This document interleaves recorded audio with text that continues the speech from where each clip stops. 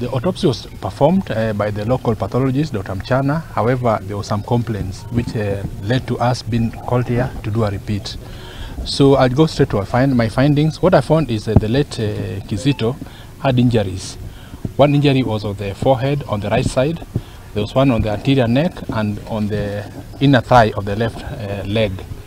Looking at these injuries, they were penetrating, and they also had some features which included some bruising around them.